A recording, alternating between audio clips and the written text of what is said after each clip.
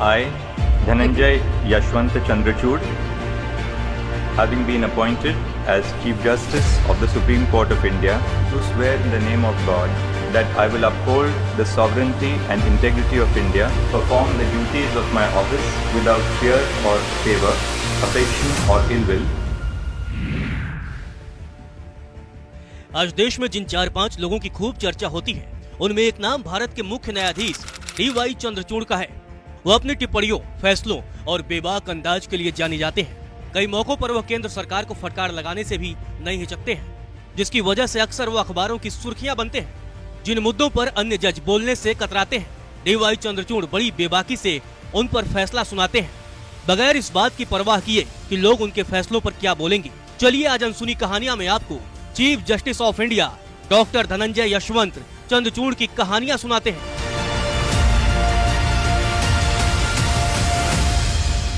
I, Dhananjay Yashwant Chandrachud, do swear in the name of God that I will bear true faith and allegiance to the Constitution of India as by law established.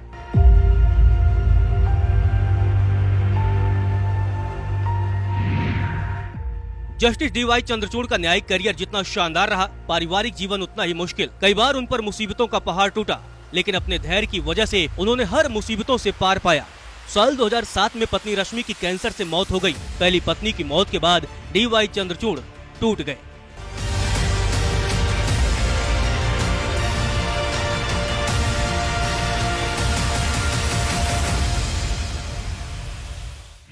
पहली पत्नी से उनके 2 बेटे हैं। बड़े बेटे का नाम अभिनव है, जबकि छोटे बेटे का नाम चिंतन।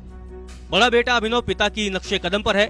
फिलहाल वह बॉम्बे हाई कोर्ट में प्रैक्टिस करते हैं, जबकि छोटा बेटा चिंतन यूके में एक कानूनी फर्म के साथ काम करते हैं। वहीं पहली पत्नी के निधन के कुछ साल बाद DY चंद्रचूड़ ने कल्पना दास से शादी कर ली, जो पेशे से वकील हैं और ब्रिटिश काउंसिल के साथ काम करती थी।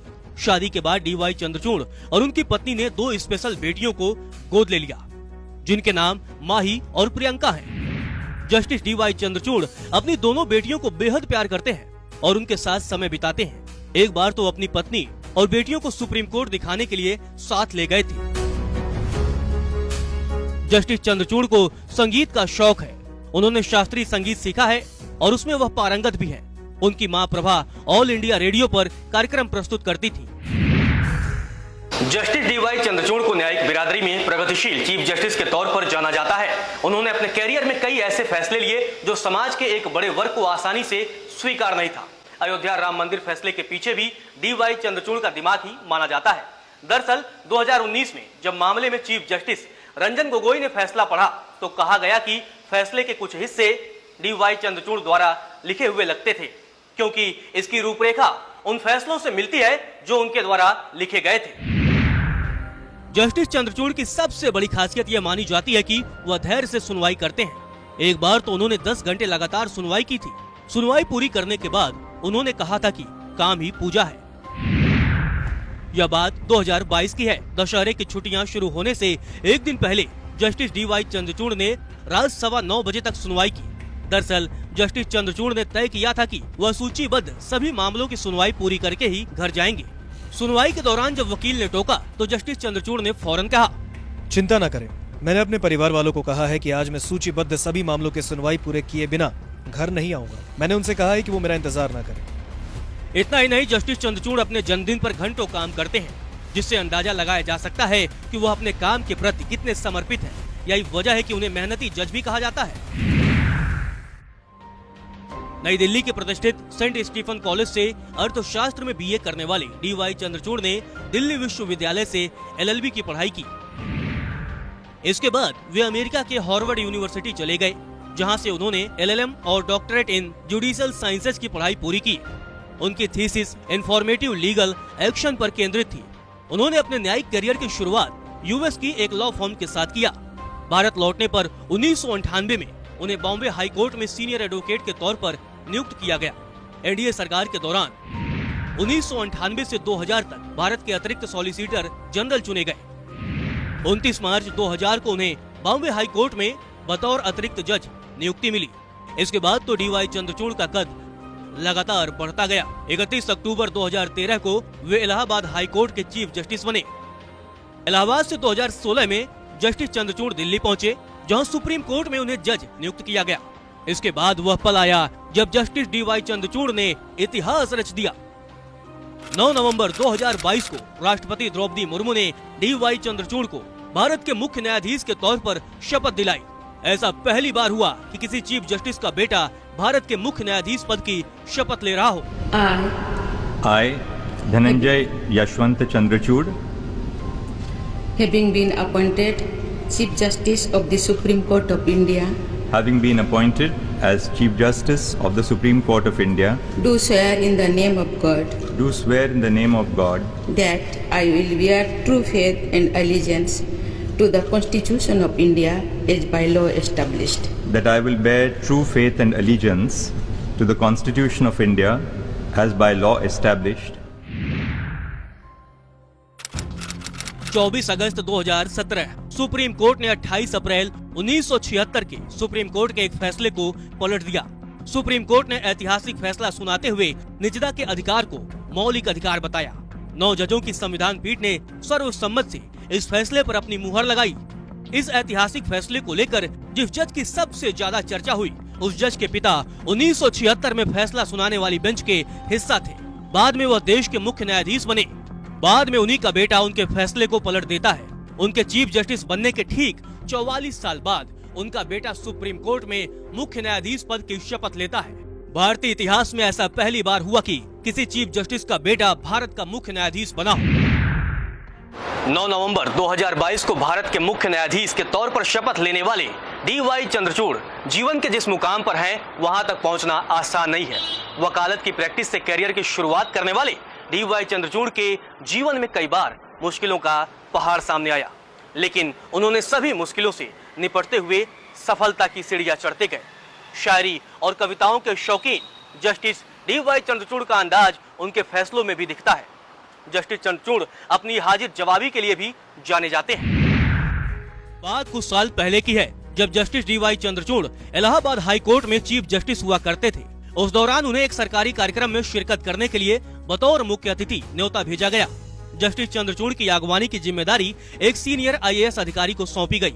अफसर को लगा कि जस्टिस डीवाई चंद्रचूड़ अपने लाओ लश्कर यानी बड़े काफिले के साथ पहुंचेंगे, लेकिन वे बेहद साधारण तरीके से पहुंचे।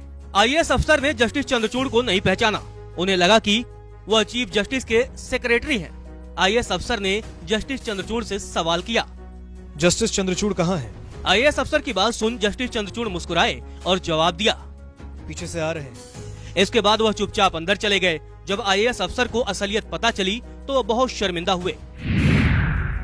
शुरुआत में हमने आपको बताया कि कैसे जस्टिस चंद्रचूड़ ने अपने पिता के फैसले को पलट दिया था। जी हाँ, जस्टिस चंद्रचूड़ के पिता यशवंत विष्णु चंद्रचूड़ देश के 16वें मुख्य न्यायाधीश थे। वह 1978 से 1985 तक देश के मुख्य न्यायाधीश रहे। अपने कार्यकाल के दौरान उन्होंने कई ऐतिहासिक फैसले सुनाए थे, जिन्हें आज भी याद रखा जाता है। लेकिन खास बात यह है कि जस्टिस डीवाई चंद्रचूड़ अपने पिता के दिए हुए 2 फैसलों को पलट चुके हैं। 1976 में सुप्रीम कोर्ट की 5 जजों की संविधान पीठ ने एडीएम जबलपुर मामले में 4-1 के बहुमत से फैसला सुनाते हुए कहा कि आपातकाल के दौरान सभी मौलिक अधिकार निलंबित हो जाते हैं। नागरिकों को अपने अधिकारों की सुरक्षा के लिए संवैधानिक अदालतों से संपर्क करने का अधिकार नहीं है। फैसला सुनाने वाले जजों में जस्टिस YV चंद्रचूड़ भी थे।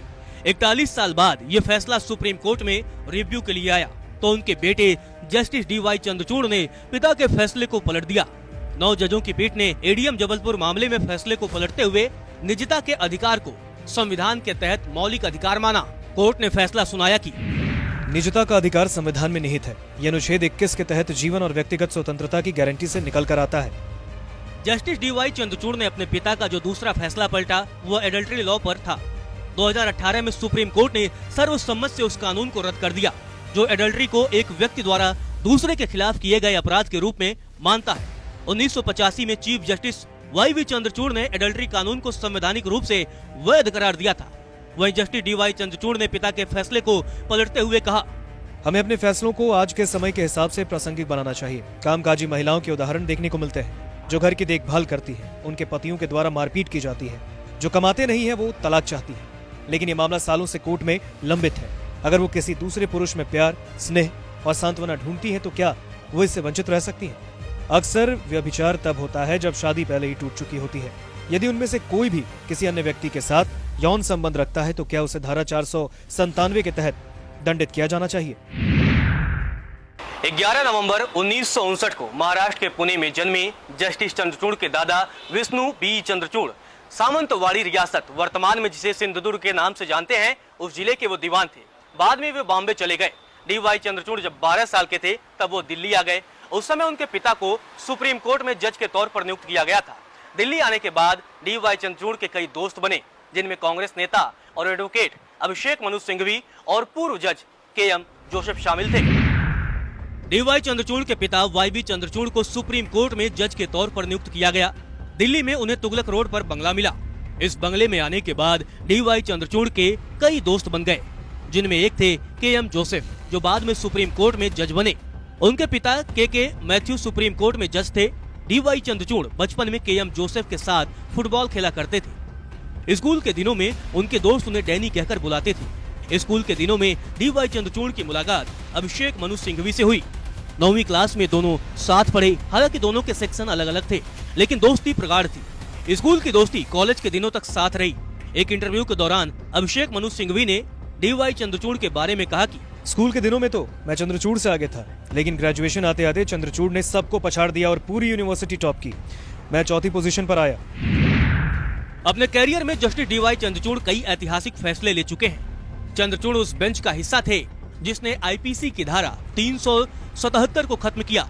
यह कानून समलैंगिक संबंधों को अपराध मानता था। इसके अलावा उन्होंने सेना में महिला अधिकारियों को स्थानीय कमीशन देने और नौसेना में महिला अधिकारियों को अस्थायी कमीशन जैसे फैसले भी लिखे। चलिए आपको बताते हैं कि जस्टिस डी.वाई. चंद्रचूड़ ने कौन कौन से अहम फैसले लिए या फैसला देने वाली संविधान समिति का हिस्सा रहे। डी.वाई. चंद्रचूड़ ने अयोध्या का ऐतिहासिक फैसला लिया। निष्ठा का अधिकार, सबरीमाला मंदिर में महिलाओं का प्रवेश, सभी महिलाओं को गर्भपात का अधिकार, समलैंगिकता को अपराध की श्रेणी से हटाना। इसके अलावा भी उन्होंने कई ऐतिहासिक फैसले सुनाए। वहीं कई अवसर ऐसे भी आए जब उन्होंने अपने साथी जजों से असहमति भी जताई। आधार कार्ड से जुड़े एक ऐतिहासिक फैसले में उन्होंने बहुमत से असहमति जताते हुए कहा था कि आधार को असंवैधानिक रूप से धन विधेयक के तौर पर पारित किया गया था, जो मौलिक अधिकारों का उल्लंघन है। तो आज अनसुनी कहानियां में हमने आपको बताया भारत के मुख्य न्यायाधीश डी.वाई. चंद्रचूड़ की अनसुनी कहानियां। अगर आपको ये वीडियो अच्छा लगा तो लाइक करें, कमेंट करें और शेयर करें। साथ साथ चैनल को सब्सक्राइब जरूर करें।